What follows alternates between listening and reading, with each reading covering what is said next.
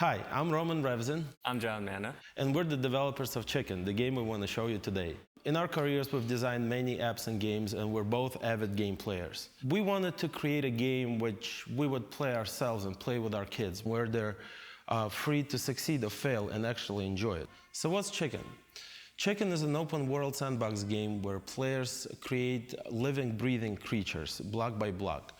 Once they put the creature together, it literally comes alive through use of technology we call empathic intelligence. Games like Minecraft and SimCity, while we love them, they feel a little empty. They really don't express emotion to the point where we feel a game could express them. Living creatures seem like the next step and an interesting challenge. To the player, that means at first the creature's not going to know you. You're going to be either a threat or won't care, or you'll be food to.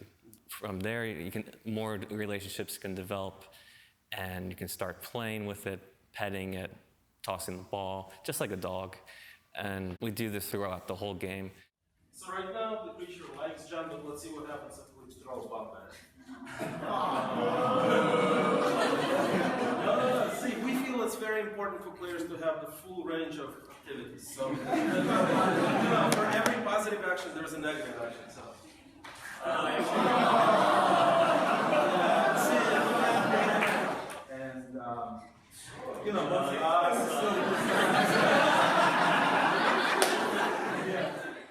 Creatures will have relationships with other creatures, so if two creatures don't like each other, you would have to play with them together in order for them to tolerate each other, just like real dogs in real life. Everything you see here is dynamic.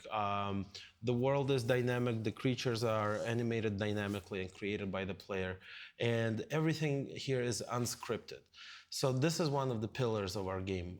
It's funny, it's cinematic, and it's unpredictable.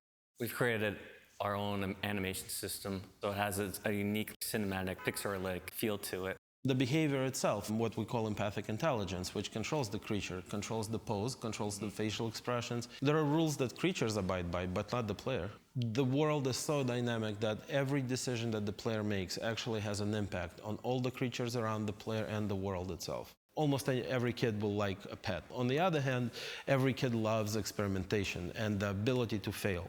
This game allows you to fail spectacularly on top of succeeding. Well, Josh, seeing him get super excited when the chicken comes alive, that's a special pleasure inside.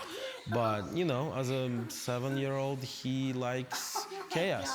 He loves experimentation, he loves humor, and CHKN has all of that. We don't even know what the players will do with these creatures. We're trying to give the players the emotional tools to build their own stories. For now, we're in creative mode, where all resources are available to the player, and they can just experiment with building the creatures and seeing emotions that they express. But in the final version, we'll have a fully realized, dynamically generated world for players to explore. There'll be mysteries, there'll be conflict, and this is where creatures become less of pets and actual more tools and active players in the game.